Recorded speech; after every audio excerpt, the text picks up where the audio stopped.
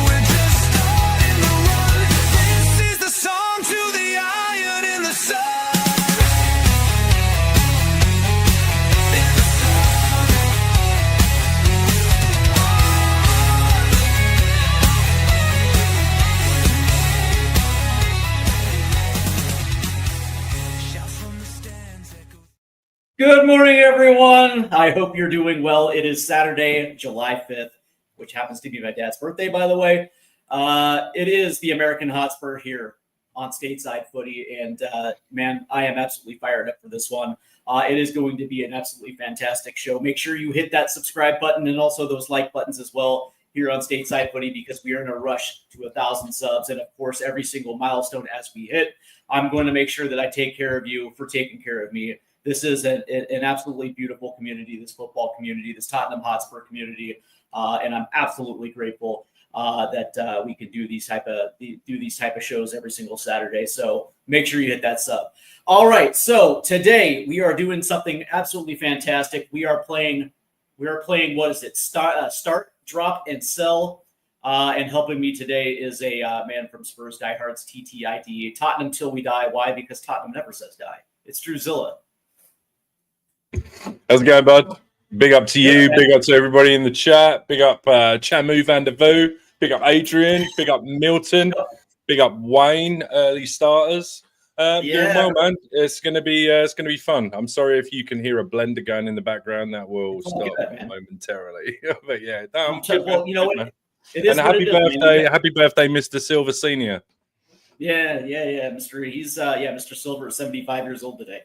And it's all good, man. Sometimes you gotta blend that protein. You know what I mean? So right. I totally understand. The blender mishap. All right. So first and foremost, let's kick everything off real quick before we get into it with the chat. And it's Shamu Vandevu, who's asking Kudus official. Not sure that's true. It is absolutely true, and it was backed up by Ali Gold, who is saying that Tottenham are currently negotiating with the Ghanaian international, which means that both Tottenham and West Ham have come to an agreement.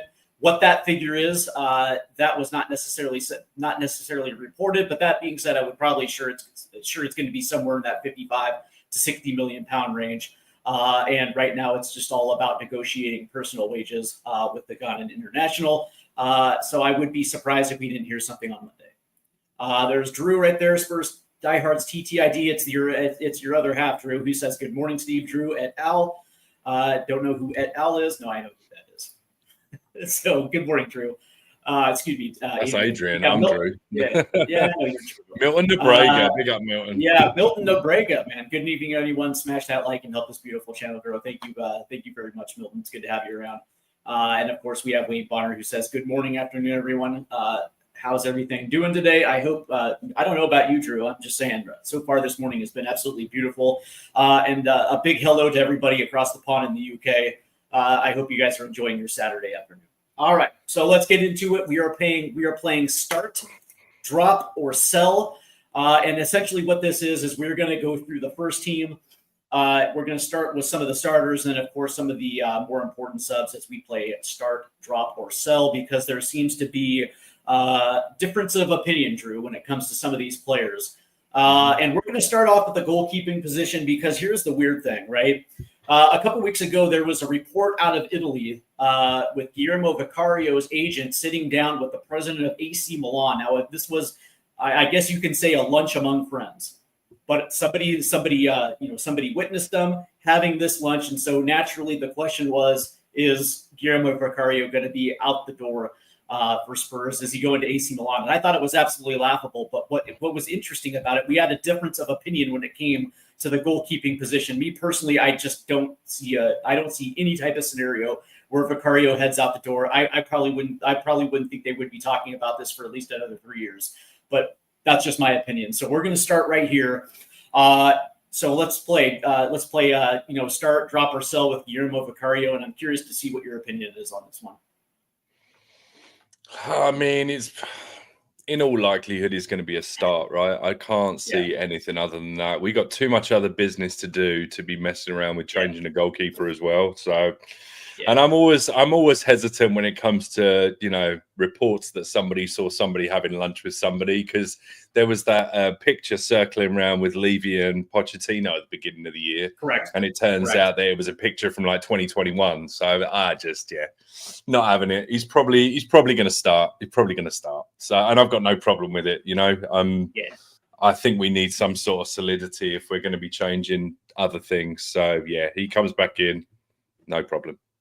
Yeah, and I just think there's a match. Like, to me, the Vicario conversation is just like Christian Romero in the fact that the drop-off between starter and backup is so massive. There is such a massive drop between Vicario and Kinski to the point where it's so obvious. But also the other thing, it's like, okay, fine. Let's just play this hypothetical and play it out. Let's just say Spurs sold Vicario. Who else in Europe right now is at least on the same level as Vicario, but more importantly, is he available for Spurs at the moment for them to replace him, right? Chances are pretty good that guy is not available, right? Because you probably assume you're probably assuming going to be coming from a team that at least is going to be a Europa League quality team, if not a Champions League quality team, and chances are pretty good that team is not looking to get rid of their keeper whatsoever. So I would say the only person that really comes to mind, and that's only because he's been touted around anyway, and because Milan are clearly looking at Vicario, would be Mike Maignan. But I don't know if you can convince Mike Maignan to come to Spurs. But I mean, he's a quality keeper. I'd take him all day long. So I mean, if you could work out that where you could just do like the swap, I would do that. Or to be honest with you, I actually think Magnan's a better keeper than Vicario. So I'd do that all day long. But I just don't see it happening. I hear, maybe it's just me, but I am the Vicario. I am a big Vicario guy. I actually believe in his ability. And what was interesting about it is, like, you look at him and you can see that he's kind of a traditional sweeper keeper coming in to play a different role with Tottenham Hotspur. And there were times that he was struggling to play the position in an Ange Postecoglou type system. But what I did notice in the second half of last year, especially as Ange put in a more pragmatic approach to the Europa League, we saw a different Vicario in the second half of last year. I saw somebody that was stronger coming off the line, but I saw somebody that was a little bit more aggressive on set pieces, where prior to that, he was usually stuck on his line. And I know the term is Flappy Bird, right? A lot of people describe him as a Flappy Bird because he would stay on the line and then he would react instead of being proactive in net. And we saw something different in the second half, especially as we were going down to the ends in the Europa League. But I will say that if it wasn't for Guillermo Vicario, we don't win. We don't necessarily win Europa League because he made some of the most brilliant saves I think I've ever seen in his career, especially in that semifinal. Well, the quarterfinal against Frankfurt, the semifinal against Bodo, and of course that final against Manchester United. Vicario was, equally as important as Mikey Van de Ven and Christian Romero. So for me, it's 100% a start. I feel like there are areas of his game that need work, but I don't know whether that's as a consequence of how the defense was asked to play and whether naturally he'll get better with the new coaching setup. I've always thought there was an issue with the defensive line moving across one, almost like moving across one too many men. Like everybody moves over too much. There's always too much space at a far post. I don't know whether them being coached better is going to help that, because his positioning is called into question sometimes, I think. And let's call a spade a spade. Had it not been for Mickey van der Ven clearing the ball off the line, 100%. I mean, Vicario has been caught in no man's land more than once. I mean, for every 4 or 5 good saves, there's an absolute clanger. So, and as I say, I would only take you asked the question about who you bring in, and I just think that because of the possibility of the availability, Manyan, I think, is an immediate level up on Vicario, but that's just my personal opinion. But yeah, in the context of us playing this game, I don't see him going anywhere. And I just hope, he's 27, which in goalkeeping terms, I think he's in his prime. He's coming in. Well, I would say, I mean, they can play to like 36, 38. So I feel like he's still maybe 3-4 years away from his prime. I think he's still got a decent amount of learning to do, to be fair. Me personally, I think goalkeeper primes are 28 to 33, somewhere in that. You're going to get into that prime, and you're absolutely right. They can last forever. But here's the question, really. Do you think that Vicario is good enough to compete at the Premier League level? Because I do. I think on his day, he's definitely top 5, top 6 keeper in the league. But I think that's the problem that I have to say on his day. I think consistency wise, maybe top 10. But I just, again, this could be. What I really, really would love to see is another season, because this is the thing. Last season was so disjointed. And when the defense were playing, he wasn't playing. And when he was playing, the defense were just coming back. And 1 minute he had, Danzo and Davies in front of him, or Danzo and Gray, or Gray and Davies. And then the next minute in Europe, he's got, Van der Ven and Romero. So I would like to think that in a season where you get 34 to 38 games out of that 5, or whoever the maybe 6 if you include Spence as well. I think absolutely. I think consistency in the back line and the consistency week in, week out would elevate him. I think you have to look at last season as almost just a bit of an anomaly in terms of 100%. The scenarios and the situations that played out. Correct. So maybe I'm doing him a little bit of a disservice. I do think he's a very good keeper. I just think he has lapses, as do we all. Well, I think you hit it right on the head. Really, it's the constant rotation of his center back pairings from the Europa League to the Premier League, and there was absolutely no consistency in front of them. But that being said, I would assume that, under Thomas Frank, there is going to be far more consistency, and especially that chemistry between the center back pairings and the goalkeeper. I think that's going to work itself out. Excuse me. It wouldn't surprise me if he ended up being a top 5 Premier League keeper this season. That's all I'm going to say. Yeah, seriously, I think he's that good. And of course, Antonin Kinski is the future. That $12 billion insurance policy, and I thought Antonin Kinski really showed his ceiling, but I also think we saw a raw keeper a lot of the time that was trying to adjust. He had that great debut against Liverpool, but for the most part, we saw that inexperience with him. But I think with Kinski, that's like a 3-year project personally, right? So it's going to be. Well, yeah, I don't know. Yeah, it's going to be a while before Kinski. Right. I don't know if this is maybe this is a wild take or what, but I would, given the season that he had last year, I would be more inclined. I'd be more inclined to have Keeley as the backup because of the amount of football that he played and because of how well he did.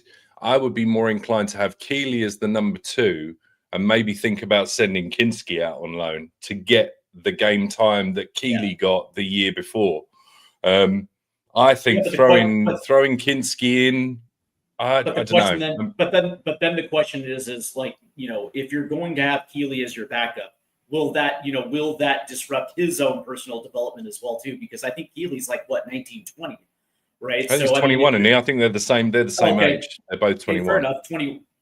Fair enough, 21. But right, his development curve is still he's still developing as a keeper, right? So if he's your backup, does that disrupt his development for the sake of a loan for Kinski? I actually wouldn't have a problem if both of them went out on loan again this season for first team minutes, and having a guy like I think it's what Alfie Whiteman and Brandon Austin being the backup keeper, because I mean those guys are probably only going to get maybe five. Okay, so it's Brandon Austin, but I mean the reality, and you can bring in a veteran keeper if you want for number 3, but Brandon Austin, let's just kind of like map this out a little bit. I would probably assume that the backup keeper might get 5 starts if Vicario is healthy for a good portion of the year. The backup keeper is maybe going to get 5 starts all season long, maybe. I mean, I think it depends. I think it depends on what the club's expectations are. I mean, he's been told that.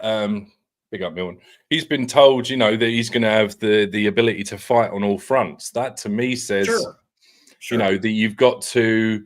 You're most likely going to be playing Vicario, Premier League, Champions League.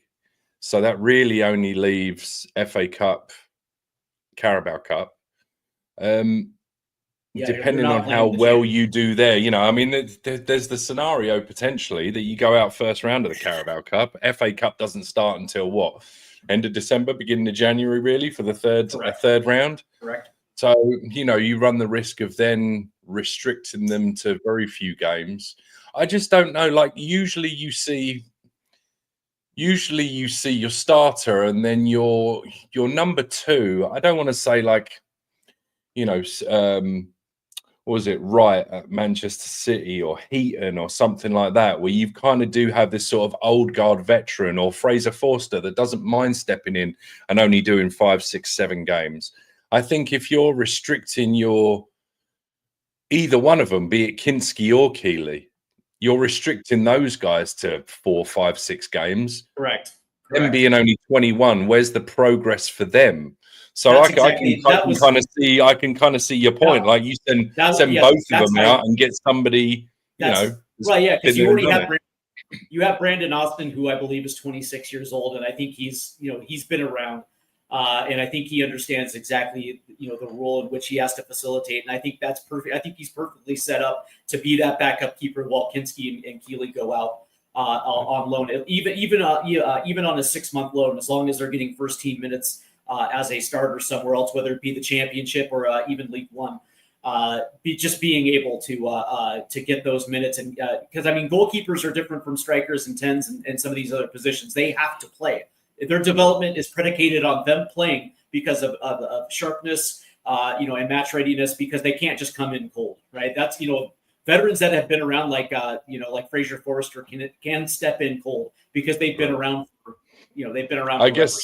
I guess the problem we've got, because we've had an issue with squad management over the last few years, the issue that we've got is that I think you've got to have Brandon Austin around because he ticks the homegrown and club trained, right? So he's going to be your number 2 in Europe anyway. So, at that point. Audio Watterson brings up something. He says Kinski's on the verge of being an international goalkeeper for a country. He'll want more games, 100%. Right, but then how do you square that circle then? Just because actually, just thinking about it, I've just realised that Brandon Austin is absolutely going to be your number 2 in Europe because you have to have club trained, homegrown. He ticks one of those boxes. So Kinski's not going to, unless you're taking 3 keepers again, which everybody had a problem with when Ange did it last time. So now you kind of almost have to loan the other 2 out. Yeah, and again, it makes even on a 6-month loan somewhere for the start of the season, I don't think you need to carry 4 keepers for the first half, Right. unless something absolutely drastic happens as far as injuries go. But Milton Abrega says maybe Archie Gray and keeper. He's played every other position. That's awesome. That's awesome. All right, just quickly before and big up audio as well. Yeah. Before we move on to the left back position, who's better, Kinski or Keeley? Right now, who's better? Keeley. Just purely based on game time. From what I've seen the last 12 months, I would have to say Keeley because he did so well on his line. You know, it was interesting. I saw Kinski at Sparta Praha, and I think they were playing in the Champions League. Kinski looked pretty goddamn good, but that's yeah. All right, left back position. We're going to start with Destiny Udogie, and this is another one that seems to be split here because a lot of people didn't seem to necessarily understand that last season he didn't get a preseason. He was rehabbing most of the summer because of injury. He came back and was thrust back into the starting 11, and of course there are some problems with that because it took him a minute to get caught up to speed as far as game time goes, and of course that led to another injury, and it took him a while for not only him to get back but also get back up to speed. And then once he was up to speed, it took him a few more games to really just get into the flow and being able to do the things that are required of that left back, pushing up the pitch, being involved in the attack.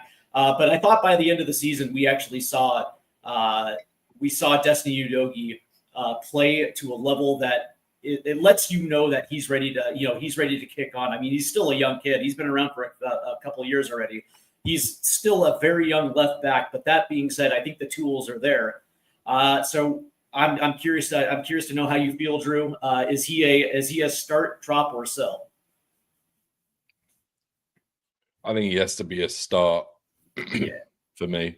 I think everything you just said really, especially the fact that he's a young kid and he had no preseason and recovering from arguably his first significant injury of his career. And I just think there's just too much expectation sometimes for these kids or these players just to come back. It's almost just like, that video game when you can sort of just, player comes back, you just play him again and it's all done and dusted and you kind of, the feelings are taken out of it. But like, I genuinely think, he suffered a lot from not having that preseason and then having such a disjointed team in front of him as well. I just think, I think we'd be foolish to sell him. Whether he, potentially the sub/drop thing, I could, depending on how preseason goes, depending on how well Spence starts preseason as well. Correct. But then I just think last year when he started playing really well again, I think that's when you really, really saw how good he is as a left back compared to Spence as an unorthodox left back, right? When Udogie really started playing and really started feeling it, I think that's why Spence was dropped towards the end of the season, because I think Udogie started to outshine him, so. Correct. And that's that you bring up a very interesting point, because when Destiny went out and Jed Spence stepped in at the left back position, he had some very nice games. There were a couple times where he kept Mo Salah in his back pocket, which is not a necessarily easy thing to do. So on one hand, you can praise him for the performances that he did, but down the stretch, Jed Spence was an absolute liability to the point where Ange Postecoglou could not put him into that Europa League starting 11. And it was because Destiny Udogie actually rounded into form and started playing absolutely fantastic. But that being said, the reason why, number one, you can't sell him, because we don't necessarily have a left back who is on the same level as Destiny Udogie, and you also can't sell him because who are you going to bring in? Now there is rumor that Tottenham are kicking the tires on Anthony Robinson, Fulham's left back, U.S. men's national team starting left back, and me personally, I would love to have Anthony Robinson, especially in a Thomas Frank system where he does utilize wing backs. But that being said, I still don't see a situation where they sell Destiny Udogie. I think this is going to be 1A, 1B. But that being said, it's as of right now, you can't do anything but start Destiny Udogie at this point. What I will say is that now that he's going to have a full preseason for he can actually relax, decompress from the season prior, and then ramp himself up back for the season. So by the time we actually start this thing for real, he's going to be ready to fly. And again, I get back to his ceiling because me personally, I think Destiny Udogie has the tools to be a top 3 left back in this league as well too. I think the sky is the limit with this guy. And what I'm curious about is how he's going to play with Thomas Frank, because again, depending on the formation in which Thomas Frank likes to play, he usually plays 2, which is a 4-3-3 or a 3-5-2, right? So in a 3-5-2, if they're using wing backs, Pedro Porro and Destiny Udogie on the outside, I'm curious to see exactly how that's going to look and whether or not you can actually fully trust Destiny Udogie being forward and actually being a valuable asset when it comes to this attack, because it's going to rely on not only being able to ping balls in the box but also make runs to those near or far posts on the left-hand side. So it's going to be interesting to see how that plays out. I personally think he's got the tools. Yeah, I'm interested to see as well, because from what I've heard, and I think we mentioned it yesterday, I don't know if it was on the show or backstage, but the fact that Frank likes to do the back 4, but becomes a back 3 with one of the fullbacks going forward and becoming like an auxiliary winger. And typically he's done that by pushing, I think the left back becomes the left-sided centre back of the back 3. And I know Destiny's not going to play that. So I don't know if there's going to be times where we line up where VDV is going to be the left back and everyone shifts over, at which point, Porro is going to be the auxiliary. So where does Destiny even, does a left back, a traditional left back, even fit into that side of that team? Because he's going to set up, we've had all this information that he's going to set up based on the team that we're playing that week. So, there may be times where we don't have a left back or we don't have a right back.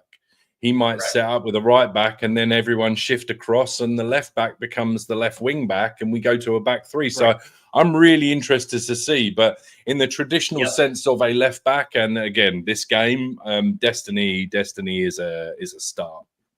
I agree, and I'll just follow up really quickly. It's as much as Destiny Udogie doesn't want to line up and stay inverted in a back 3, neither does Pedro Porro, right? And you wouldn't invert Pedro Porro into a back 3. You're going to want him bombing up the right-hand side as much as you possibly can.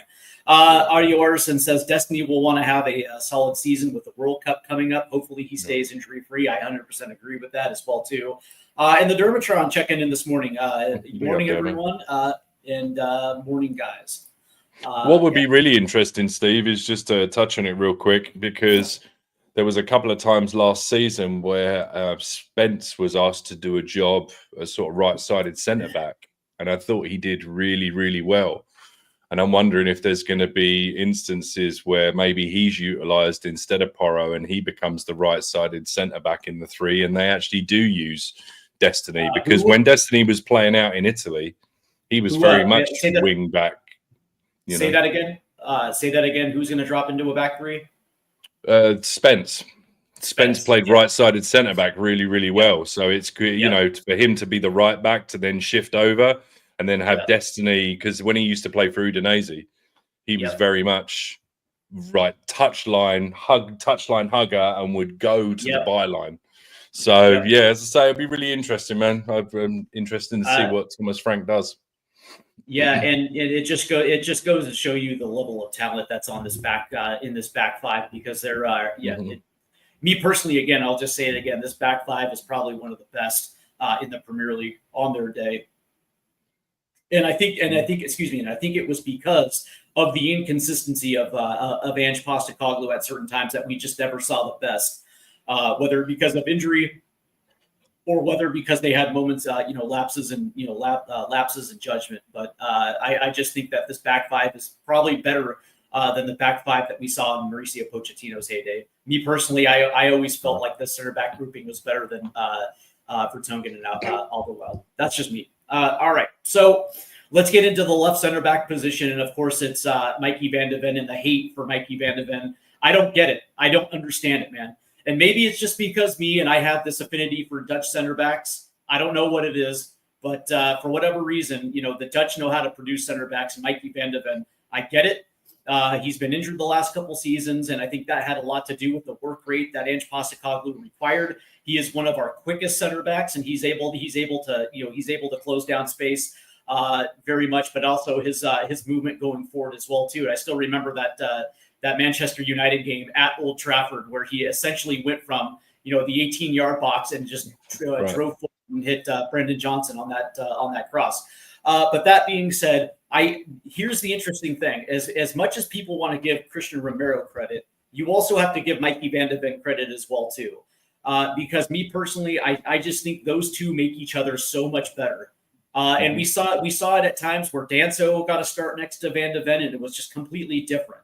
And maybe it's just because the chemistry between those two wasn't there, or it could be that Danso was just really not on Christian Romero's level. But the chemistry with those two have, and me personally, just and now with Thomas Frank through the door, I think you're right. I think the center back partnership is going to blossom into something special. Again, I personally believe that this center back pairing is far much better than Vertonghen and Alderweireld, and I actually like that center back pairing as well too. But this thing has something. This has the chemistry to be something beautiful. But as far as Mikey Van de Ven goes, I actually think he's such a brilliant center back, and he's an absolute start for me. I'm still shocked that you're giving this guy and Vertonghen. I mean, you're not giving him shade. I get it, but I don't know, man. I've got Alderweireld and Vertonghen on somewhat of a pedestal, and I just.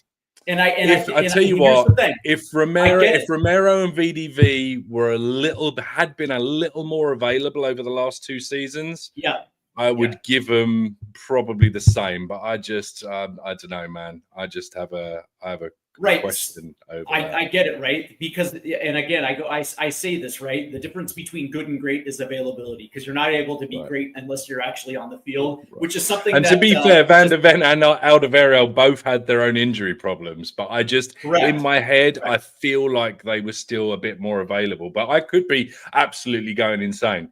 Because Alderweireld, I got a bit of a man crush on the guy. I don't know what to tell you. It's like, it is what it is. Well, but also the Poch era, the Poch era is so exalted by Spurs fans, right? Because it was the best stretch over the course of the last 50 years, right? Without a trophy. Seriously, it was the best of times. It was the worst of times. Well, because when you get to a Champions League final, right? That's that's something that's absolutely special. But reality, when you look at it from skill to skill, the skills of VDV and Romero, me personally, just eclipse that of Vertonghen. And that's not to throw shade on those two. I just think this has the potential to be a much better center back pairing. But Mikey Van de Ven is that dude has so much skill, and it's not just his ability and his work rate, but it's also his passing. That dude is a ball playing center back that has the ability to break lines with his left foot. His passing it always gets overlooked because a lot of people think that Christian Romero is the better ball playing defender, but Mikey Van de Ven, and again, he's only 24. He's only 24. Right. He's not even in his prime, and I would probably assume that as what's his bucket from Liverpool, the other Dutch center back, Van Dijk. There you go. Virgil van Dijk is, Virgil van Dijk is like 38. I was going to say Dick Van Dyke then for a second. As he kind of exits the door with the Dutch national team, it's going to be Mikey Van de Ven's position within the next couple. Steve. Steve, I got to. It's Mickey, not Mikey. Mickey. I call him. No, they're two different names. It's Mickey, like Mickey Mouse. I call him Mikey, but okay, fine, Mickey. But okay, so. Mickey. I love the guy. I actually was hoping that it would come in the mail, but it hasn't yet. But I got the new away top, and I ended because I wanted the badge on the side that said UEFA Champions. I had to have a name on the back, and I ended up going for Van de Ven. So That's in the mail. Yeah. That's how much I love the guy. So I get it. Yeah, for sure. And I just think that he's an automatic start because who else at the left back position, are you going to be able to rely on? Is it going to be Ben Davis? Probably not. I thought Ben Davis was a liability at the second half of last year. Or is it going to be Vuskovic, right? Are you going to trust an 18-year-old to step in and get those minutes? Probably not. So again, it's the same thing with Vicario and Kinski. It's the same thing with Van de Ven and whoever else is going to be behind him playing left back. All right, so this one, Drew, is a big one because there seems to be a split in the Spurs community regarding Christian Romero at the center back position. A lot of people took his words to heart instead of actually reading context. And a lot of people think that he's not for the badge or he doesn't want to be at Tottenham, which is completely false. Or that if for whatever reason the Spurs keep him, that he's he's going to dog it on the field. I don't believe that as well because he's a consummate professional. He's a World Cup winner, two-time Copa America champion with Argentina. It's Christian Romero, and for me, 100%, this is a start. I don't think Kevin Danso is on the same level. Kevin Danso did look good. I will give him credit. He looked good. But I don't think he's ready to step in and be a full-time starter at the Premier League level. And I don't think Rado Dragic is even on the Premier League level, let alone being able to spot start. But that being said, for me, I look at Christian Romero as being one of I think he's a top 10 center back in the world right now. I really do. I think his skill, I think his leadership is something that we cannot afford to lose. But also, it's like, who are we going to get that's even going to be on the same level that's available? Which is, I don't think there's that player available for Spurs. And so the other thing is we don't have to sell him right now. That's the reality. He's got 2 years left on his deal. We don't have to sell him. And of course, why would you get rid of one of your best players as soon as Thomas Frank steps in the door? He's going to want to make a good first impression in his first season. And that to me means that Christian Romero has to be an absolute start this season.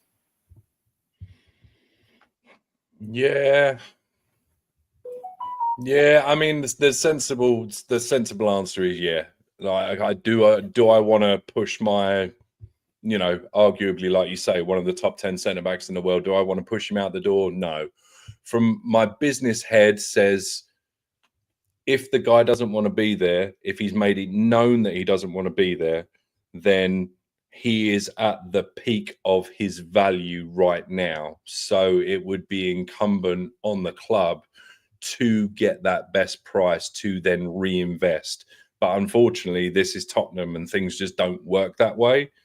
But from the point of view of on the pitch and for the benefit of the starting 11, absolutely, he starts all day long. Like, I think, the back five essentially picks itself, right? I mean, right. I know obviously I'm jumping the gun on Porro, but we don't win that cup last year had it not been for the back five, and that includes Romero. And you don't get 3 man of the match displays in Europe back to back, and then win defender of the competition. Regardless of what the competition is and whether people think it was, a pony and trap cup or whatever, all of a sudden people coming out of the woodwork, it's not the Champions League, is it? So I just think, the guy on his day is absolute class. Does he have a little bit of a hot streak? Can he be a bit hot-headed, a bit rash? Yes. Is there an argument that he's actually kind of controlled it a bit? I mean, he had Maguire wrapped around his finger in the final. Correct. It's just absolutely just toying with the guy. I mean, if he can harness, his villain, that little bit of villain in him, and do that instead of getting rash yellows and the odd red, could be even better. So for me, he stays. For me, he picks himself all day long. And just just real quickly at 6:33, Milton just had a question about honest opinion. Did Ange deserve a season 3? Just real quickly, I flip flop, but I think maybe he did. But that's probably for another show. But I just wanted to answer it, Milton. I didn't want to leave you hanging, bud. And the answer is yes, he did deserve. And I understand the reason why he didn't, because when you make a conscious decision to punt the Premier League, there's going to be consequences, trophy or not. But it's interesting, right? Because they sacked the dude after winning their first European trophy since 1984. Right. So that was an absolutely tough decision for Daniel Levy. But that being said, man, it would have been interesting to see this team's response to winning the Europa League under Ange Postecoglou. Year 3, I don't know, man. Year 3 potentially could have been special. But I'll ask this to you real quick, Drew, before we move on. Because this squad developed that chemistry in that run, and they were able to get that winner's medal, you would probably assume there's going to be a tremendous amount of momentum with this squad, regardless of who's in the technical box, right? I would still think that you're going to have that chemistry and that continuity and that belief that you're able to win, and you're going to get the benefit of a new manager bounce to start the season. Just saying. Yeah, I mean, fingers crossed. We can only hope. Like, I just want positive things. I think it was, just to be real brief, I think it was very unfair, but I can also somewhat understand it. It would have been interesting to see season 3. Based on what I've heard people's expectations are for next season, I'm yet to be convinced that the same thing couldn't be achieved by sticking instead of twisting. That's the thing with me at the moment. Right. Not to go too off, but I've been told we can't win anything next year because we're not going to win the Premier League, we're not going to win the Champions League. And for argument's sake, I mean, even though I love the FA Cup, I've been told the FA Cup and the Carabao aren't really, the other two are more important, but we're not going to win them. So I've been told, really, we just need to be as high in the league as we can, which is anywhere from maybe 5th to 8th, potentially get back into Europe, which at this point is just getting into the top half of the table. So, I don't know. As I say, I'm yet to be convinced. It seems to me a very big risk when there's no guarantees that we couldn't have achieved this, the same thing. But as I say, that's a whole different conversation. I didn't want to leave Milton hanging. Yeah, my expectations are simple, right? Because I actually do believe in the 2 domestic trophies, because they're contingency plans for if you don't do well in the league, right? If this team finished 10th, but that being said, they won the FA Cup, they still have Europa League. If they finish 10th and win the League Cup, they still have the Conference League. Those are good backup contingencies in which to win. And also, let's remember, this is football, right? What is the end result of playing a season of football? It's to win something. Right. So I would be perfectly fine. But when it comes to the league and the Champions League, I think this team is good. I think this team right now is a top 6 team. And I would love to see some consistency when it comes to European play. So if that's the Europa League, fair enough. But that being said, for the Champions League to get to the knockout stages, I think that would be a very good showing for for this team being back in the Champions League. Oh, for sure. No, for sure. Yeah, for sure. And those are my personal expectations. Yeah. By the way, just like you just touched on, winning the FA Cup gets you back into the Europa League, and you've got a pretty good shout at the Europa League. So I'd be happy with that for the sake of continuity and just basically getting some sort of consistency in sort of just getting into Europe and doing decent runs and getting people used to that sort of thing. But if you're going to tell me that 10th or 12th and winning the FA Cup is going to constitute a good season, then I still, in the back of my mind, think to myself, well, if you've got everybody fit and you added a couple of pieces, there's part of me that thinks that Ange could have achieved that as well. Like, if that's what we're going for. Correct. So again, that's why I think potentially Frank is a big risk. But then also in my head, I go, yeah, but Drew, you've already mentioned a couple of times this show that the defense was suspect. Everybody moves over too much, and I don't think they were coached very well. So, so I don't know. Part of me thinks that maybe a better coach does get more out of it. Say, it'll be interesting to see. Right. So I don't want to derail the show too much because we haven't even made it to right back yet. By the way, if they finish 7th and won one of those trophies, whether it be League Cup or FA Cup, and they got to the knockout rounds of the Champions League, I would consider that a very good first year because they still won it. They still won a trophy. They're going to be back in Europe again. And, they showed that they can actually hang at least through the league phase of the Champions League. I think that would be an absolute brilliant first year. Wayne Bonner says, the Wayne Bonner says the club knew VDV had hamstring issues when they got him, so they know what to expect. Romero and VDV are a hell of a center back pairing. I agree.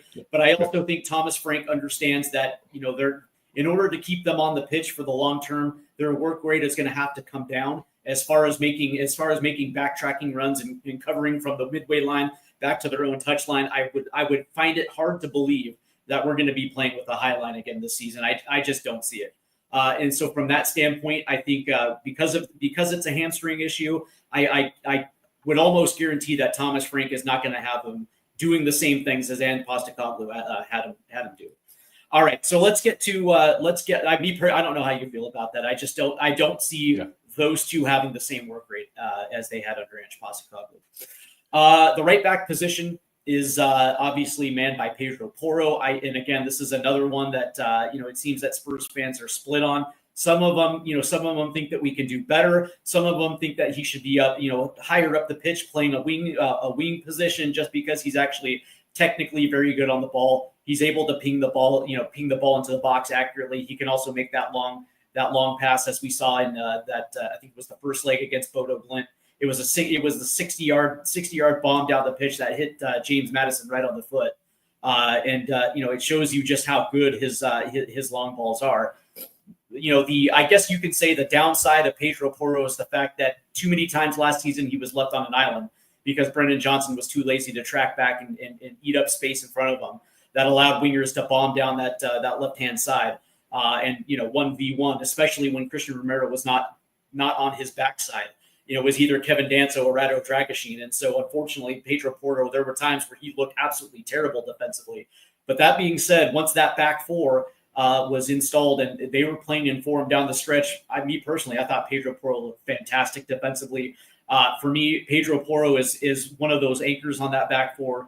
He has to start. Not only does he start, but I also believe that he should be around for at least another 3 more seasons, if not 4. Your thought on Pedro Porro? Yeah, I mean, and this is why I flip-flop on the whole debate that we just had, because you were talking there and I'm thinking to myself, have we just been asking too much of these guys to do too much? And I love the aggressive front foot football and attack, and let's just score more than them. But when you're asking players to do just a little bit more than they can do, and you're stretching them every which way, sometimes it just doesn't work. So you mentioned them not having to track back too much. You talk about, Porro, when he is good defensively, he's very good. Although for me, I still do think he has the lapse in concentration. But then I also think I look at the big picture. He came to us as a right wing back, so he's been learning on the job how to be a right back, and playing in a team that obviously the last couple of years, as we've talked about it, has just been under it. So you got to give him a little bit of slack. So, but then on the other hand, for me, you say those balls that he plays through, they're fantastic. But for me, that should be the bread and butter of any footballer. The amount of money that you're paid, and the fact that all you do most of the week is kind of train. You should be able to put a 60 to 70 yard ball on a blade of grass. But the fact that he was out there playing as many minutes as he did, I think probably a season or more in total minutes. I think I mean, he's a quality. Yeah, absolutely. Yeah, quality player. And I think with better coaching, the more and more we talk about it, the more and more I'm convinced that with better coaching, this back four is arguably even more solid than I'm probably giving it credit for. And that's even with, I've got to give Danzo I cut him a lot of slack, because there were times last year when I can distinctly remember he's kind of walked into the team to try and help us out. He's had probably, a couple of training sessions. I remember watching him receive the ball and his immediate thought was to put it on his right foot, and he looked out to his right back to where he thought Porro should be or would be. And I remember him having to double back, and he was looking around, and he was literally on the field going, where is this guy? Just expecting him to be in like a couple of positions, and the dude is just miles away. So I hate to say it because I love Ange to bits, but I think and I don't think it was necessarily Ange's fault. I just think with the coaching setup that there was last year, it was a little bit iffy. It never sat right with me that you just all of a sudden these couple of random guys from Scotland showed up, and I don't know. So it just never really sat well with me. And I'm not trying to do anyone any disservice, because obviously they're very good at what they do, but it just seemed a bit like, let's just throw everything together and see what happens. Right. But yeah, I think with Thomas's coaching and like with what we've been told, with what we've been told, I think you should see a far more compact or far more solid back line. You put these players in a far more solid back line with a bit more structure. I mean, I even think, Danzo will start to excel. I even think Dragusin is going to start to show potentially, fingers crossed, why we bought him. I do. I think, but we'll see. The proof will be in the pudding. Well, I will say that what intrigues me about Pedro Porro is the fact that you're absolutely right. He came from a system where he was a wing back, and depending on the way that Thomas Frank lines up, there's Pedro Porro will be back into that position again as well too, and I think he's going to have an absolutely monster season. But I will agree, it was at the height of what I consider Ange ball, when you were looking at that high line and you saw the space between the center backs and you saw the space between Romero and Porro. There was every single time a team countered and got that ball right around the midline, it was balls over the top challenging those two, or they were able to build up and just slice right through the middle of the of our midfield, and of course our back line as well too. And so I think you're absolutely right. I think it was the coaching where this team was not compact in the back, and it was every single counter attack was essentially a gamble. But all right, let's get to the sixth position, center defensive mid, and this one's an interesting one because a lot of people think that we don't necessarily have one. A lot of people think that Betancourt himself is probably better as an 8 than a 6. But that being said, you also saw when we played a lot more pragmatic down the stretch, he actually played the 6 pretty goddamn well. And of course, for me, Betancourt. For me, I think his passing ability is absolutely next level. The same praise that I give for Mikey Van de Ven, I also give the same praise to Betancourt as well too. I think that is his. I think that's also one of his strong suits. And I also like his ability to get forward as well too. There were how many times towards the end of the season on set pieces or in the buildup, all of a sudden Betancourt came out of nowhere to get his head on the ball and be goal dangerous. He was absolutely brilliant in that aspect as well too. But I will say this, that I just don't think that I don't think that right now Archie Gray is ready to step into that role, and I think Bergvall himself is better as a box to box than a 6. And if you can get him to re-sign for a couple more seasons, I think for me, I think it would be, more valuable to keep Betancourt around than try to shop for another 6 right now, not until there's somebody that they can identify that can come in and be ready to step in the starting 11. But also, I will say this, that when the biggest knock for Betancourt is the fact that when we were in the middle of that injury crisis, and it was him and Kulusevski in that midfield, and we didn't necessarily have James Maddison around. We didn't have Solanke up top. We were missing so many key pieces. It almost felt like he was on an island being asked to carry this attack. And I don't think he has that leadership quality where he's able to take the game by the scruff of the neck, right? I think he is better when he has better players around him. That's the knock that I have. But he's a starter. Yeah, no. Yeah, again, this is hard because it's really going to come down to the opposition and how we want to play, because there will be times when it will be a double pivot and there will be times where it will be a single six. And like you just said, all the players that you've just mentioned, like Archie Gray, I think he's got promise, but yeah, I don't quite think he's not ready to hold down a single six position, I think, in the Premier League. But if you were to do the 4-2-3-1 and have the double pivot, then I think if he's got somebody next to him like a Bentancur, then I think they're both more than capable of holding down that position together. But neither one of them are, a Sami Khedira. They're not like that monster six that's just going to sit there, break things up, and play balls forward. So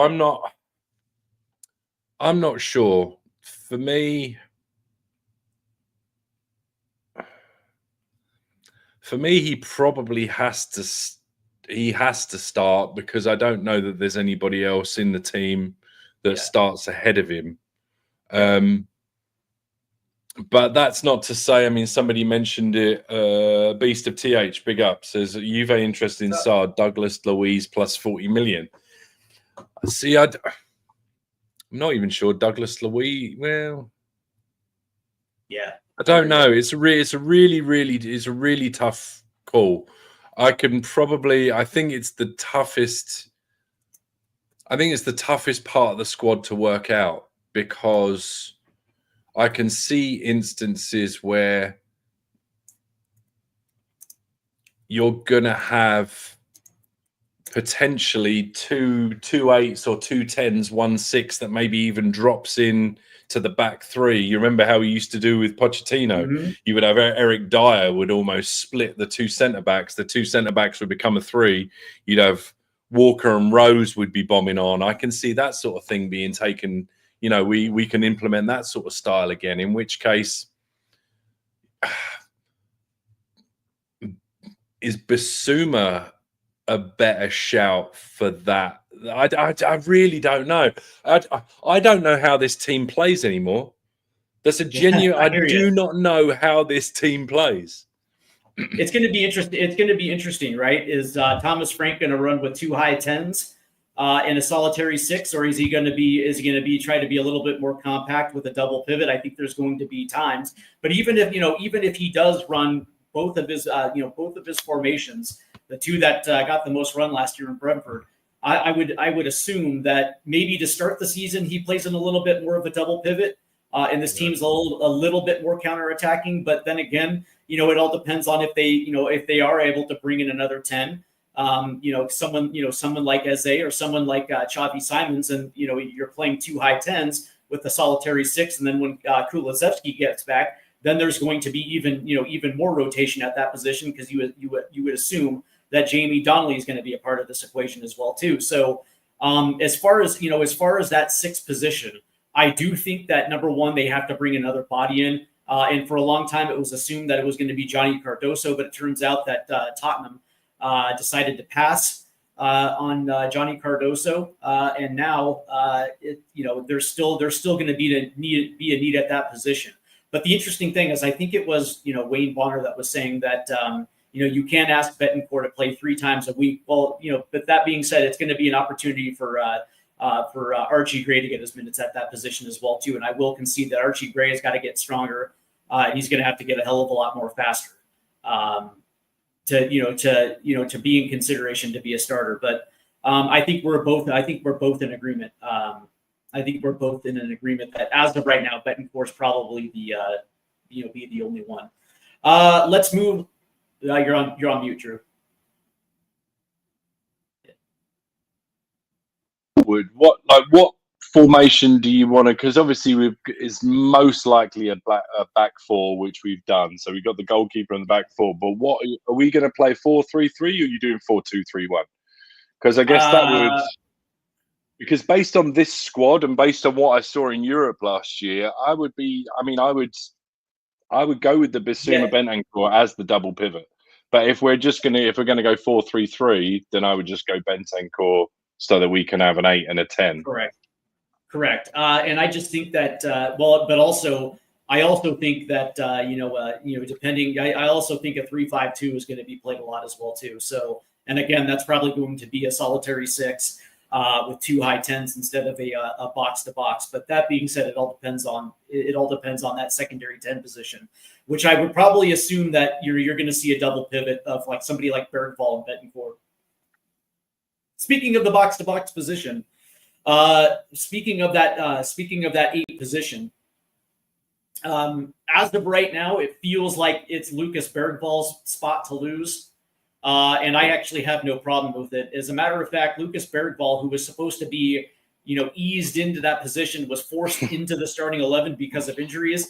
And don't get me wrong, there was a learning curve through the first couple weeks. But that being said, as soon as he got his footing, Lucas Bergvall ended up being one of the best midfielders this team had, playing next to Dejan Kulusevski for a long time.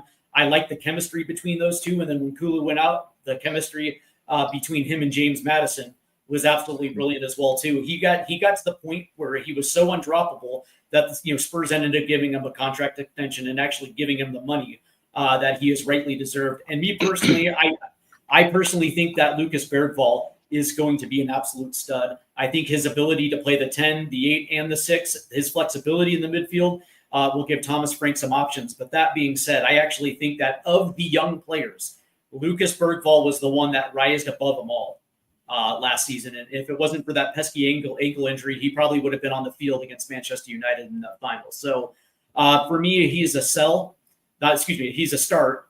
And he should be starting for at least the next 5 seasons. Me personally, I'm a believer. I'm a believer. He's not on Kulu's level yet. And you know how I feel about Kulu. But that being said, he's a start for me. Yeah, for sure. I get. Not quite the same player, but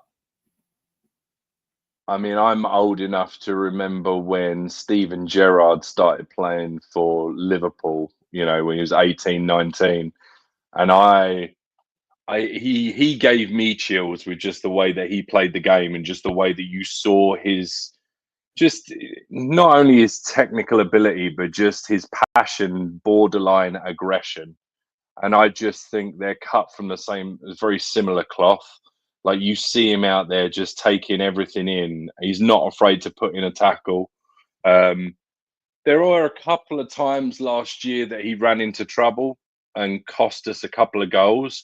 But that's just a kid learning his craft. I don't put any fault on him at all. Like, it was just unfortunate that the couple of times that he did turn into trouble, the ball just happened to ricochet into exactly the path of an opposing player. It just is what it is. You're talking about the Newcastle game. You're talking about the second leg of the Newcastle, Yeah, there was a couple of games. I think there was one in Europe as well where he went to play a first-time pass and it just ricocheted off the player and just. Yeah, it was just. But as I say, he'll learn that he'll learn when to put his foot on the ball. He'll learn when he can do those kind of audacious little things. For me, just to touch on what Joe Blogg said, is Bergvall 6 and 8 in my opinion. What do you guys think? I think he's so technically good that I think he could. I think he's more of an 8/10. I think he could play the 6. I think he's big enough. He's definitely, and he did at times play the 6. So. Right. So I think he's actually technically gifted enough to play all 3. I think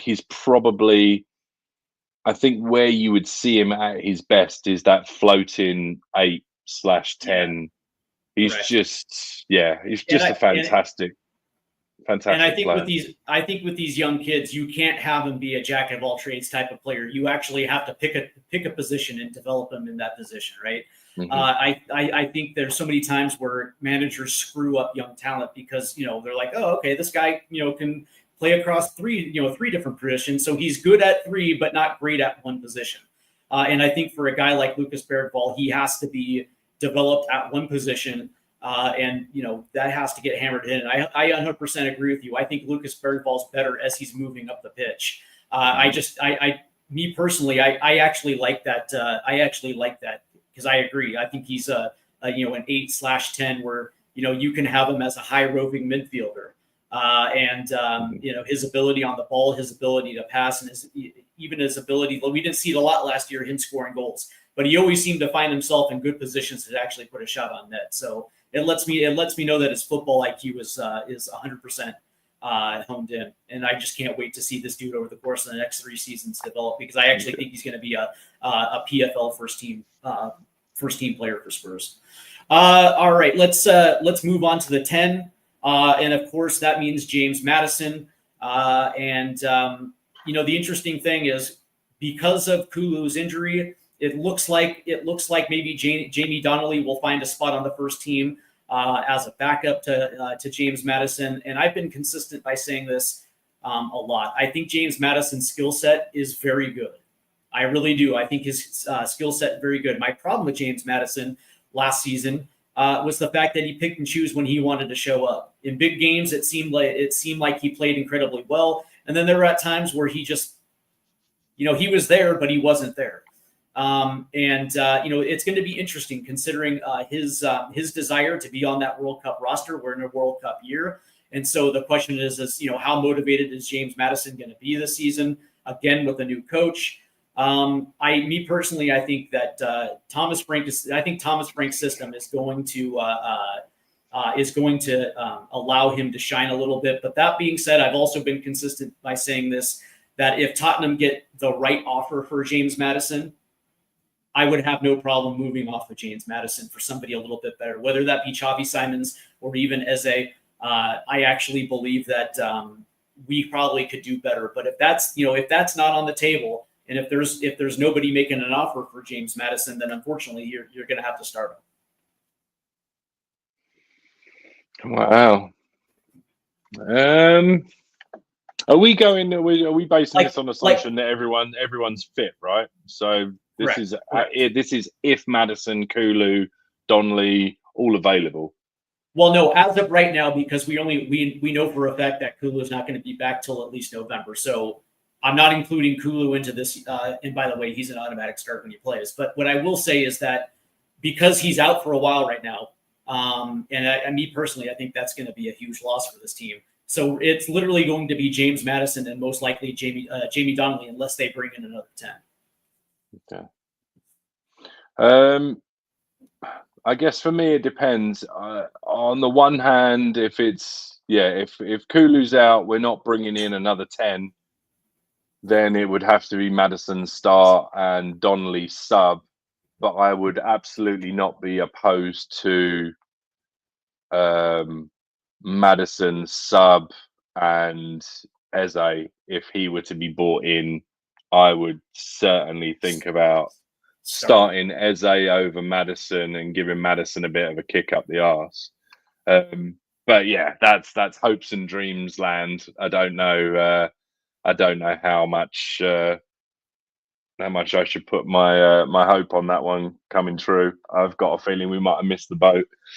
So yeah, in all likelihood, start. I would like to see a consistent James Maddison, and that's the problem, right? That's my biggest problem, is the fact that the consistency issue with James Maddison. And understand that we got him from Leicester, and Leicester supporters were telling us, buyer beware, because he picks and chooses when he wants to show up.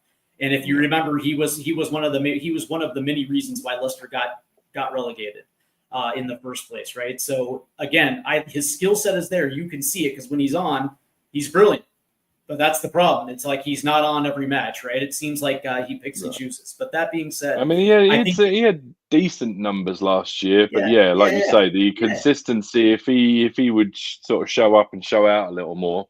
And I don't know, there was a couple of times where you see him with Angie's arm around him, and I don't know what the relationship was really like between those two. I don't know if it will be a breath of fresh air having Thomas Frank coming in. Whether he's asked to, he's clearly going to be asked to play a different role. The 10, this is the thing, and I hate to keep harping on about it, but it's just going to be such a change from what we've seen. Like, they're two completely different ways of playing football. So I don't know. It's going to be a lot more of a traditional. I think the roles are going to be a lot more traditional, in the sense that the number 10 is going to be asked to do number 10 things: pull the strings behind the striker, Correct. get the ball out Correct. wide to the wingers. Correct. So And I don't know. It'd be interesting to see. All right. Yeah, I just think that's the that's the thing where his skill set does come into play, because I think he can play that classic 10 position. But I happen to agree with you. Like, if it's Chavi Simons or Eberechi Eze coming through the door, I happen to agree with you, especially if Frank wants to play with a box to box next to a 10.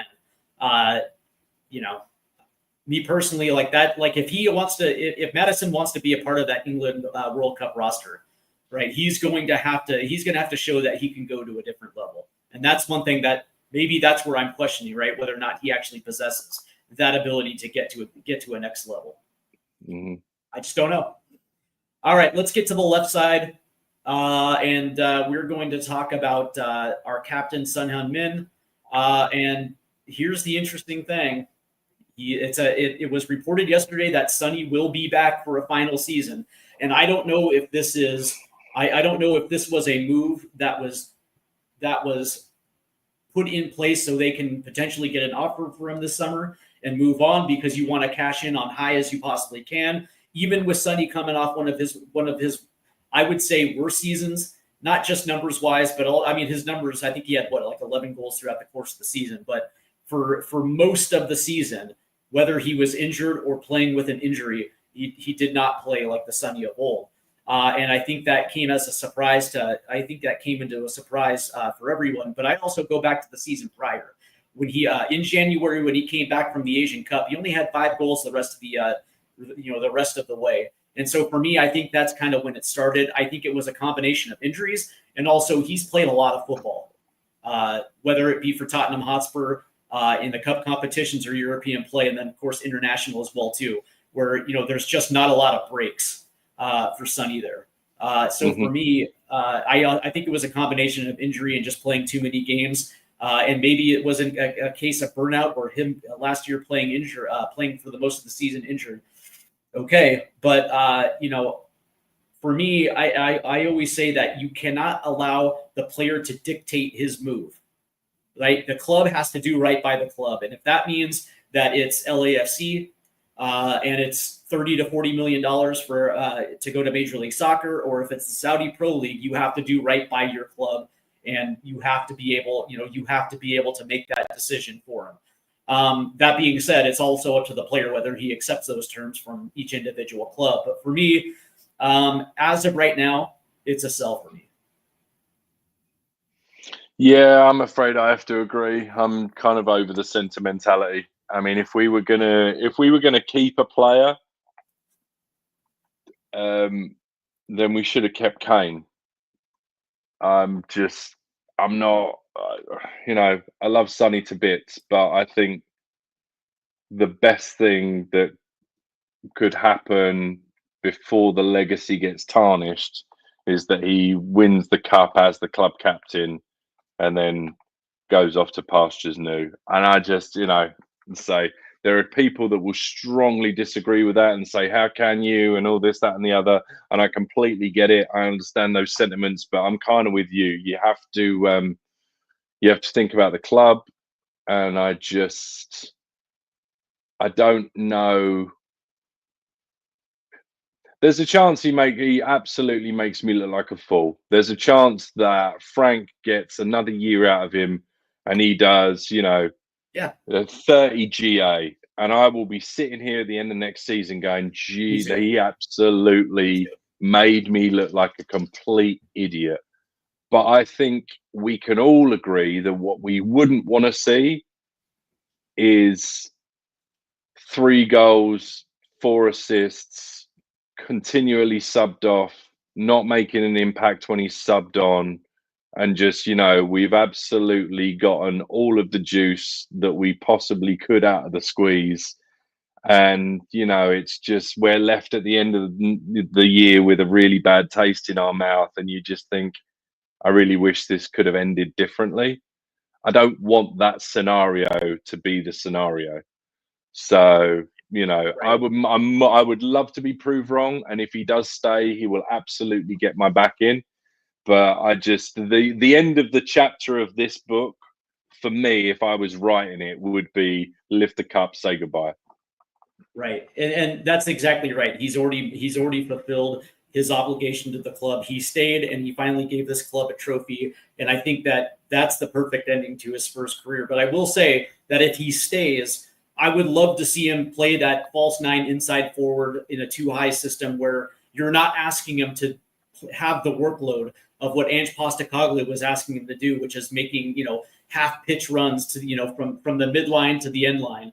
Where you're essentially going to drain him before he has an opportunity to get on the ball. Like if he's in that false nine position where he's already camped in the channels on the counterattack, where he's only making 5-yard to 10-yard runs, and he's able to utilize that utilize that space. I think there's a role for him, right?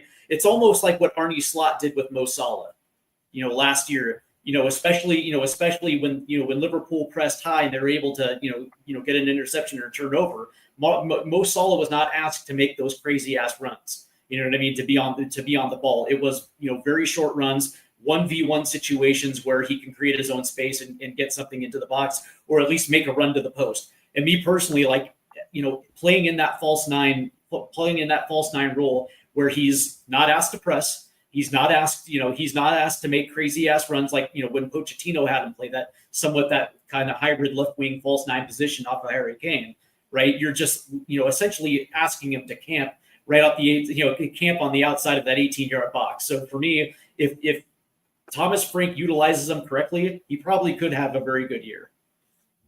Just saying. But, no, absolutely. I mean, he's still arguably still the best finisher in the team. I mean, regardless of how many, goals or how many balls deflected off of Brennan Johnson into the goal. But yeah, like I said, I don't want it to be one of those scenarios where, like I say, we get to the end of the season, there's 3 goals, 2 assists, and it would just be awful, right? Because everyone's got such short memories. And it will be, what have you done for me lately? And people will only think about the season. They won't remember the legacy. And it would just be unfortunate. But that being said, yeah, like you say, if we can work in a scenario, because for me, Sonny has always been, he was always at his very best when he's running onto a ball that's been put through, arguably most of the time, from Harry Kane. But when he's running onto a ball, he doesn't really have to think about it. He can go left or right, and it's just, or, he was very, very good at being able to stand his man up and bend the ball around him. And I think he's lost that. I don't know whether he's lost that little bit of pace, or the injury that he's been carrying has been so bad that he's just not been quite able to get the acceleration or stand his man up like he used to be able to. If that is still there, then by all means, if in the next couple of weeks he gets, Frank gets a good look at him in pre-season, well, he's, because obviously he's obligated to this game out in Asia anyway. So we're going to see him for, I think, a couple of games at least. So if you look at, what I absolutely wouldn't want to do is shoot this team in the foot and get rid of a player who does have the experience, because he's one of the few people that does have the experience of Champions League. Do you know what I mean? He's got the European pedigree. So and I wouldn't want to throw that away. Absolutely. I 100% agree. And the issue that I have is the last thing that I want to see happen is Sonny becoming a parody of himself, where it's obvious that he can't be a starter anymore. And he's like that first off the bench getting 15 to 20 minutes at the end of the game. And me personally, I just think that, in that context, I think it probably would be it would be mutually beneficial for, the club and player to part ways. But that being said, if he comes in and there's a new rule for him, where again, the wear and tear isn't there, I think there's a possibility it could go right. But again, we're gonna find out in these first 2 preseason matches, right?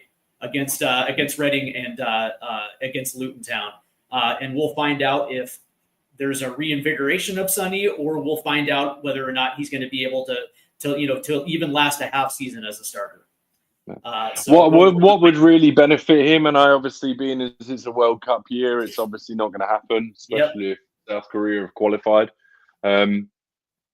He would benefit so much from not having to play national team football. I mean, people are always doing the comparison of Sonny and Salah, and why is it Salah seems to be so, so sprightly? And I've gone over this on other shows as well. I mean, obviously genetics play a part, but also the fact that, international football, Mo Salah, his flight home 3 or 4 hours.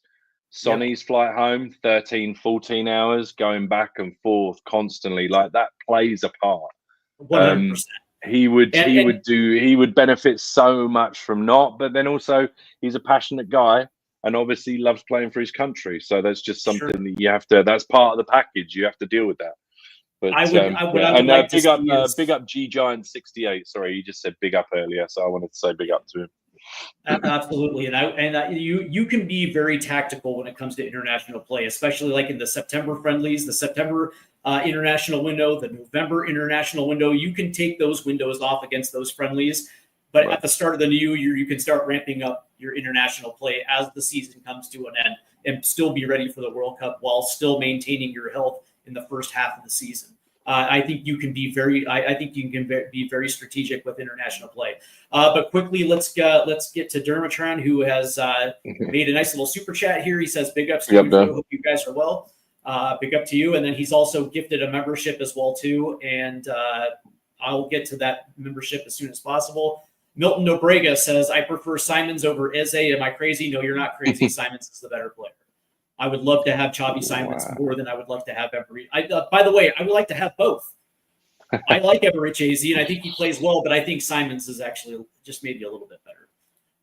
Let's see. Milton Nobrega goes on to say, "Son would be a good fit for Turkish football. I think he would also be a very good fit in Major League Soccer as well, too." And Les Known, good to have you along, Les. I feel keeping Son is the omen to our draft strategy.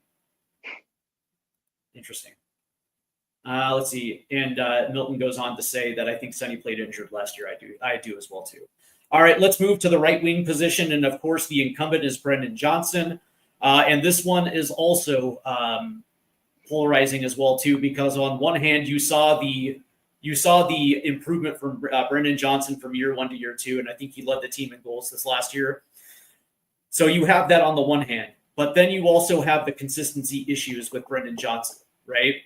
The fact that he doesn't complete runs. He usually pulls up short and passes off. Very rarely does he go 1v1 and try to get around the corner to put a ball in the box.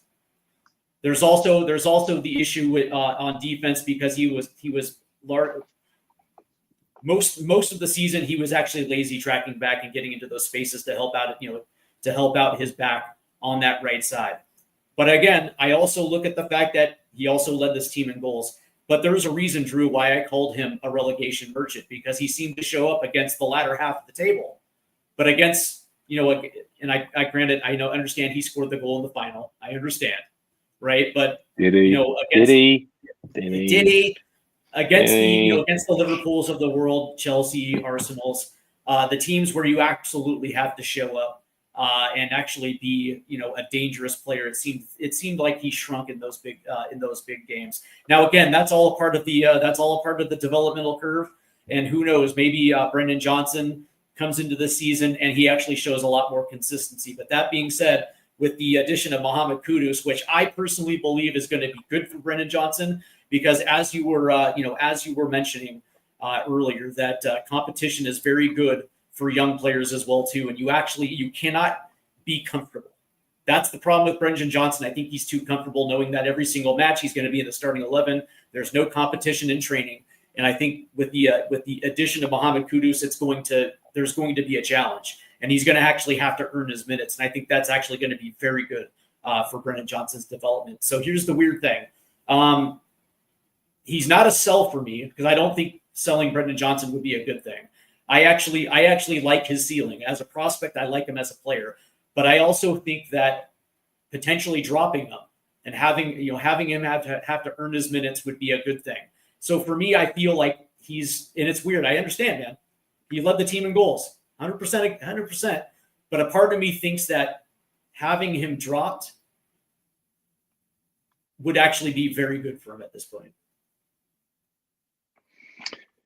Yeah, he's a bit of an enigma, isn't he? I mean, there are plenty of players that have made a career out of being a one-trick pony. Big up Tequila. Yep. I've seen him with grass in front of him when he used to play for Nottingham Forest, and they were very much on the counter-attacking team. I've seen him have balls put in front of him and him just go to a byline and put a ball in or attack the corner of the box. I've seen him do it. The more I think about it, I mean, the kid gets such a rough time.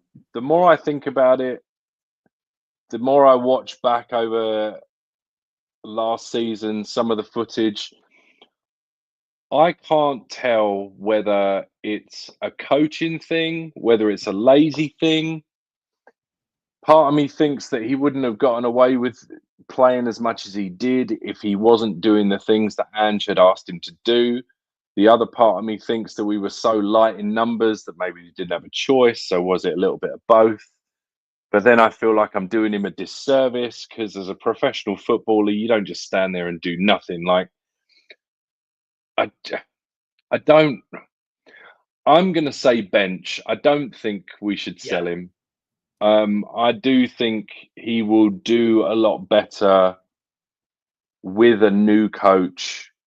Agreed. Playing him slightly differently. And again, I'm trying not to snipe. That's not a dig at Ange. Ange just has a very specific way of playing. Right.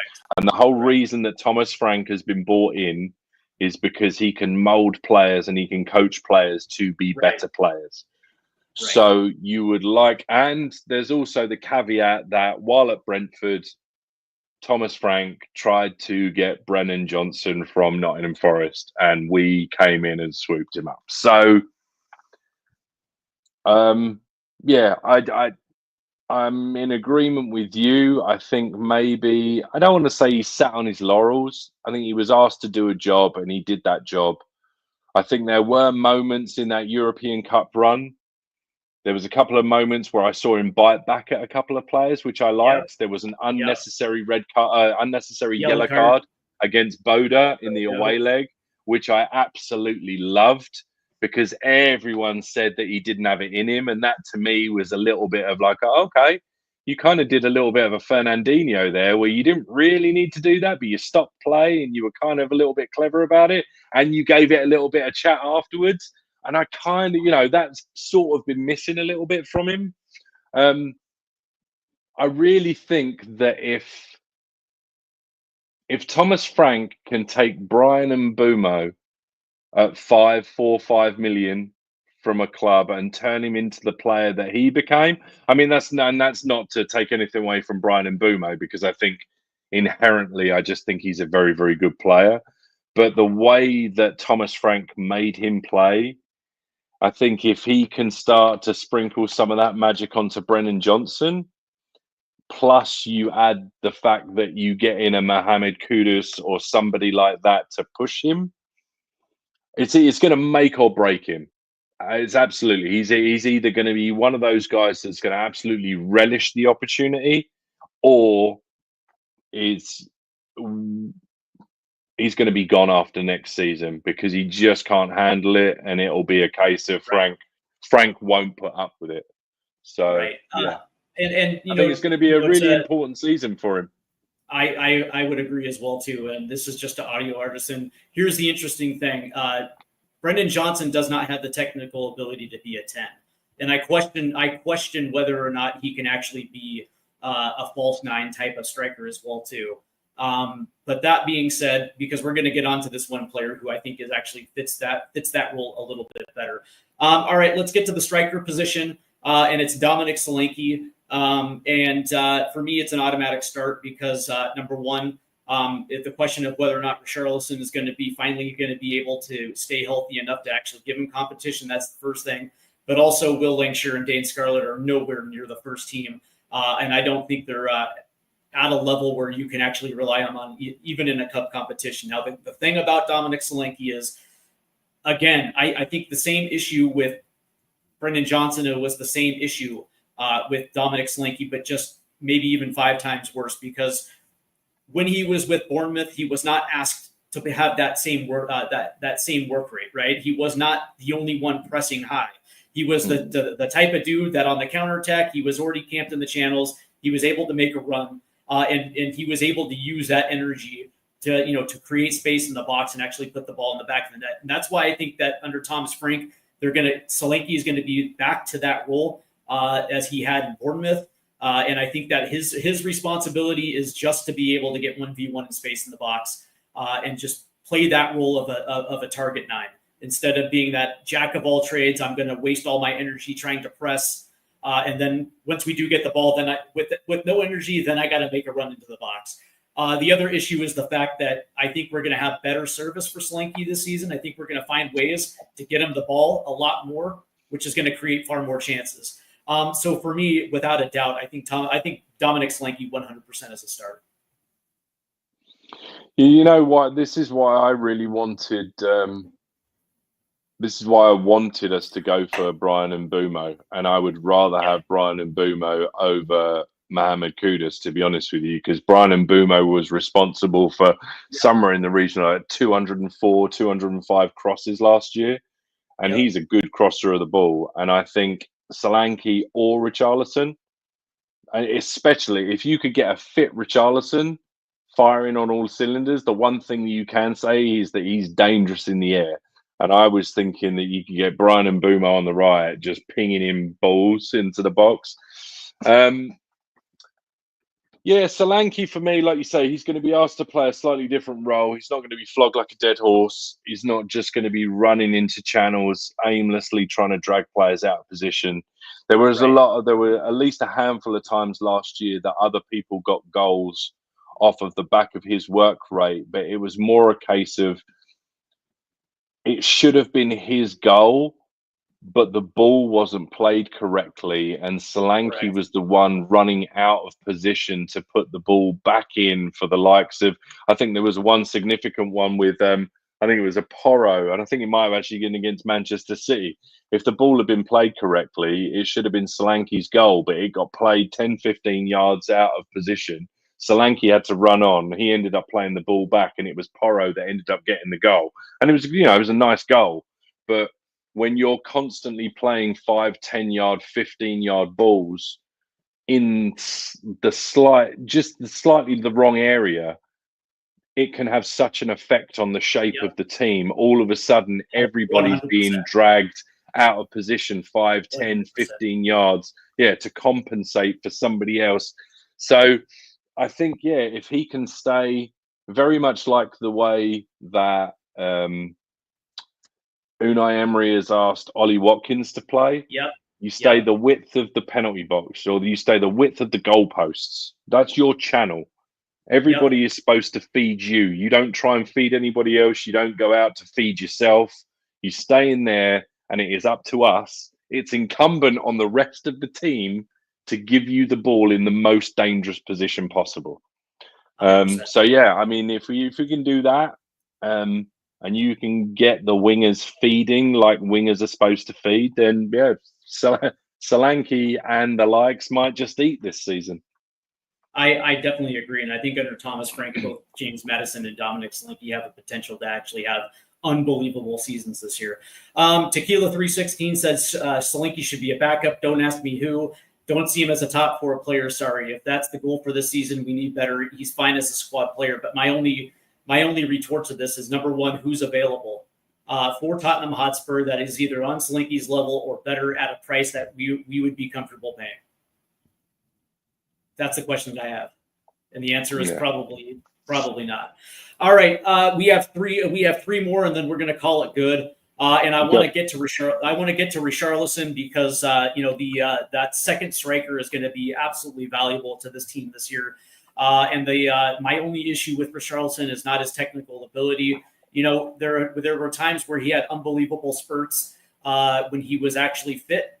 and it gave you the impression that he could be somebody that's valuable to Tottenham Hotspur as a A/B striker to the starting target forward. But the reality is dude can't stay healthy. Dude's a liability, and I understand that this is a World Cup year, and he wants to stay in the Premier League because he wants to be on that Brazil World Cup team. But the reality is Richarlison at this point should be somebody else's problem, just because of the health issues. And let me ask you a question, Drew. Do you have any faith that Richarlison's going to be healthy and available for 30 games this year? Unfortunately not, but I also see a scenario where he goes somewhere else and he is available for 38 games. Because that's just the way it works with Tottenham Hotspur. I don't know who ran over the cat. I don't know who broke the mirror under the ladder, but that's just the way that shit seems to go. So I don't, But no, I don't unfortunately have any faith in him doing any more than about 20 games for us, which just isn't enough. That's exactly right. I would like to see Tottenham go out there, and that's the thing. It's like number one, we're not going to pay for a striker who is at the same level as Solanke or better, because you're looking at anywhere between 65 million and 85 million. It's something that we're not going to pay, knowing that we've already paid 65 million to Solanke, so that's not going to happen. To me, well, what's disgusting, Steve? Sorry, just to cut across to you. We could have done. We actually could have, well, in my opinion, we could have bought a striker that's as good as Solanke and has the potential to be a lot better. And I think it would have cost us maybe 30, 35 million, but we don't do business quickly enough. And I guess he only had eyes for Chelsea, but Liam Delap would have been perfect. Perfect. He would have been perfect. Yeah, and I completely agree with you. And there were links to Liam Delap, but again, we didn't act in the first portion of the window in order to get him through the door. But that being said, there are options out there, and I like the idea of bringing in a young striker who has already had a couple seasons of first team football elsewhere that are ready to make the jump. I looked at PSV in the Dutch Eredivisie because Ricardo Pepi. Not only was he absolutely phenomenal in the Champions League, but also in the run through the Dutch Cups and also the Eredivisie season, he overtook De Jong to be that starting striker before, unfortunately, he had a knee injury that cost him the rest of the season. But he's healthy and he's ready to go right now. And it would cost Tottenham anywhere between $30 to $40 million to get him through the door, and he's ready for that jump. Or they can reach down to the championship and bring in a guy like Josh Sargent, who's had multiple 20 goal seasons for Norwich City. And I think that he's at that age where he's ready for that jump as well, too. And when you consider what we're asking for our backup striker, I think both of those guys can facilitate a role with Tottenham Hotspur. Just throwing that out there, right? And I understand they're Americans, so maybe I'm a little biased. But that being said, I think I'll give you I think those guys to facilitate 20 to 25 games throughout the season, and also appearances in the Premier League. I think those guys can actually do a pretty good job. It'll be I think I mentioned it in last night's show, it'll be a typically Tottenham move, because I think he ticks the club train box, would be them going out and getting Troy Parrott back. Yeah, you mentioned that yesterday. And I will say that actually was a really good shout too, because it's not going to cost him $25 million to go get him. And I think that because of that, because of his first team experience in the Eredivisie and the way that he actually played, it's definitely an option. I don't dislike the audio comes in, says I'd rather see Skylar or Lancashire, no offense. And I completely get it. I mean, I genuinely feel like, especially off the back of the Levy Vinny video, that if we genuinely went out and got Troy Parrott back, that some of the fan base would absolutely lose their mind. But Tequila 316, Troy Parrott, bigger goal threat than Richie. Come at me, bro. I agree. I agree. It took him a minute, but I agree. I don't know, man. I mean, if we had, Josh Sargent's a good player. In a perfect world, do you know what I would love? Goncalvo Ramos. Goncalvo Ramos, I think. Is he PSG? Was at Porto. Yeah. I would give him. I know he had been injured, but I'd give him a shout as well. Absolutely. I think. But yeah, I don't know that anyone comes to Tottenham from PSG. So but that being said, I think there are better creative options out there than giving Richarlison another shot. For sure. That he's going to be out for half the season. I just don't think that should be Tottenham's problem this season. I think we can do a lot better with that position. Two more left, and one of them is Matisse Tell. And I wanted to talk about. That's it. There you go. Sorry. Gonzalo Ramos. It's Matisse Tell. And here's the interesting thing about it is we got him back at a price that was absolutely correct. I think that that 30 million price range was kind of perfect for Matisse Tell. He's already had a half a season with Tottenham Hotspur. He understands the club, and I think he understands the chemistry when it comes to this attacking three. I thought at times last season he tried to play hero ball a lot, and instead of using the overlap or instead of finding that creative pass, he was trying to do too much, and I think that kind of hurt him a little bit. But the interesting thing about this is if they want to be a little bit more advantageous and use him at that false nine position, I actually think that's a very good position for him. I think Matisse Tell is a little bit better for that position than a guy like Brendan Johnson. I just think the skill set that Matisse Tell has, again, he was developed as a striker. When he came to Tottenham, he was more of a left-sided winger. And if you can kind of combine those a little bit, where you can use his speed to be, I guess you can say, play the role of Sonny of old, where you play him onto a ball and you allow him to utilize his skill set. I think there's going to be a potential for a very good football player in Matisse Tell. I'll just say this, that right now I actually think he's a start. At this stage, I think he's kind of a start. I don't think he's a drop. No, I think. If you're going to put that much money on the guy, given that we've essentially said that Sonny's probably not it for the starting. In the back of my mind, everybody that comes out, if there's a young striker anywhere near fast, that's somewhat lanky, that plays on the left-hand side, that can come in on his right foot, I always want the regen of Thierry Henry. Like, please give me the regen of Thierry Henry. And I know obviously he's nowhere near, he's going to end up being nothing. But I'm in for a shout. We've spent that much money on the kid. I think we gave Lucas Bergvall the shot when everyone said, he really needed 6 to 8 months to really get to grips with it.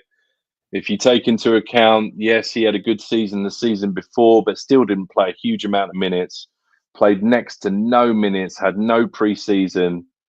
This was essentially his preseason. I think you've got to give him a chance. You've got to give him a shout. Otherwise, what's the point? Exactly. And I also think that when you look at the players I know, for real. That's for real. True. It's very true. Very true. But when you also look at the players that are below him, right, I get the impression that Matisse Tell is trusted a little bit more than Wilson Odobert. And I don't think that Yang Min Huk is in a position where he's going to be able to challenge either of those two players. And I just think that, I think he's better suited for a starting position than those two at this stage. I just think he's at that point. But I also think because of the transfer money that was spent, the 30 million that was spent, I think that is going to take precedence over. Yeah.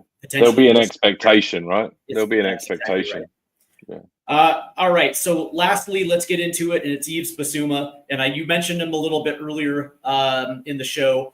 The interesting thing is, I give him credit for showing up the last 3 or 4 matches of the Europa League campaign, and I think that he did himself a service by showing up at the right time and performing pretty well. I don't necessarily think that was for the future of his Tottenham Hotspur tenure. If anything, to me, it was just to make sure that his market value goes up a little bit and to show everybody that he's capable of showing up in big moments. But the issue for me with Yves Bissouma is we have a large track record at Tottenham Hotspur where he was absolutely irresponsible, where at times he showed that he was not motivated to play football. There, like a point in case, there was a good stretch this last season where you couldn't play him. Mm-hmm. He was so dreadful that you couldn't even play him. I think it was the all 3 Liverpool matches that he played in where he was absolutely just gutted in the midfield. I think there was a few. I think it was against Wolves that he didn't look good. There was multiple instances in this season where Yves Bissouma was so dreadful that me personally, the juice is not worth the squeeze. It's the same thing with Richarlison. Is the same thing with Bissouma. I would rather somebody else be responsible for him at this stage. I think we can do a lot better. The question is it will he go? It's a question of how much he's going to go for. And me personally, if we can get 20 mil for Bissouma, I actually think that's a very good price for him at this stage. So for me, he's an automatic sell. Yeah, I think probably. I think Audio's in with a shout here. Says I'd replace Biss with Hayden Hackney. Reminds me of a cross between Carrick and John McGinn. And so that's not a bad combo. Yeah, I think there's better options out there. Like you say, if you can recoup 15, 20 mil and go again in that position, I definitely think that's the one thing I don't know that we have in the academy. We seem to do pretty good with centre backs. We seem to do pretty good with creative attacking midfielder / wingers, but we don't have that midfield kind of general. We don't have that up and comer that's going to put his foot on the ball and sort of dictate. But yeah, I think there's definitely upgrades to Bissouma. So for me, he would definitely be a sell. I mean, I don't know. Obviously, it would take too much to prize what's his name from Palace. They've probably got no interest in selling him. But Adam Wharton? Oh yeah, Adam Wharton. Yeah. But yeah, missed that boat. Yeah, and I think the idea is that they want Archie Gray to be that player, that field general. But again, I think he needs to get stronger, and I think he needs to get a little bit quicker. But that being said, it's going to take a few years before he's going to be in a position where he can take that over. So in the meantime, it's like, you have Betancourt, you have the potential of Bergvall as well too. So obviously there's a need at that 6th position. But that's going to do it for us, Drew. I want to thank you for taking the time out to play a little start drop sell. But I do have a question for you real quick. And I know that you have a busy day, but this question is important. Yeah. How fired up are you for U.S. versus Mexico on Sunday night? So be honest. It's the best. It is the best rivalry in international football, and of course, that is Sunday night at 7:00 here on Stateside Footy as the Gold Cup final will be. The Gold Cup final watch along will be on Stateside Footy, which is going to be 7 p.m. Eastern U.S. time, midnight UK time, as the historic rivalry between the U.S. and Mexico will get underway. And of course, if you know anything about this rivalry, there were classic matches littered throughout the last 40 years. And of course, because of the political climate between the U.S. and Mexico as it currently stands, that also seems to bleed onto the pitch. And of course, these two teams just don't like each other. So you have that animosity towards each other on the pitch. The fans get into it, and I can't wait, man. I'm absolutely fired up for U.S. versus Mexico. So be honest, you're fired up, right? To all my American brothers and sisters, I just want to say I've never been so pumped up for a football match in all my life. I can't wait, brother. Yeah. Hulkamania is running wild. I might actually kick back and watch that one. So yeah, big up. And obviously being American now, I'm obviously going to root for the Americans. So I was going to say don't ever say Mexico. No, absolutely. Looking forward to it. And that's what's coming up. That's what's coming up tomorrow on Stateside Footy. Today, we might do an episode of Newsbeat. Of course, we're waiting for Dermatron to get back as he suffered what was described as a mild heart attack. So get better, Derma. Oh, shit. Hopefully he's all right. Big up. Yep. And, hopefully you come back as soon as possible. But that's going to do it for us. Again, CONCACAF Gold Cup final watch along is going to be tomorrow night at 7. Next week, we're probably going to bring you the FIFA Club World Cup final as we are now getting set for the semifinals. And I believe that Fluminense advanced and Chelsea advanced over Palmeiras. So those two are locked in. And today it's PSG versus Bayern Munich. And then it's also, I believe it's Real Madrid versus Borussia Dortmund. There's a possibility it could be an all-German semifinal, but I'm pretty sure we're going to see Real Madrid versus PSG in that semifinal. So next Sunday it will be the final of the Club World Cup, as well as the MLS watch along, which will return as these summer tournaments are going to be wound down. So there's a lot going on Stateside Footy, equally going on THFC TWD as we move along throughout the summer window. So there's definitely a lot of programming content to be done. But that being said, make sure you hit the subscribe buttons as well too, because we are on a race to 1,000 subs here on the channel. Smash the like. Smash that like. Absolutely, smash that like button, as well as head over to Spurs Diehards TTID, because Drew and Adrian do an absolutely fantastic job over there. I was on it last night, and it was again great intro, great conversation. You guys do an absolutely fantastic job over there, Drew. Appreciate it, man. Thank you very much. Yep. I hope you guys enjoy your Saturday afternoon. I hope you enjoy the rest of your weekend. Relax, drink some adult beverages. Don't get into trouble. If you got to go grocery shopping, get it done. There's going to be crowds. You guys have a great day. Look at that. Have a good one, guys. Yeah, Drew's not happy about going grocery shopping. Take care, guys. No.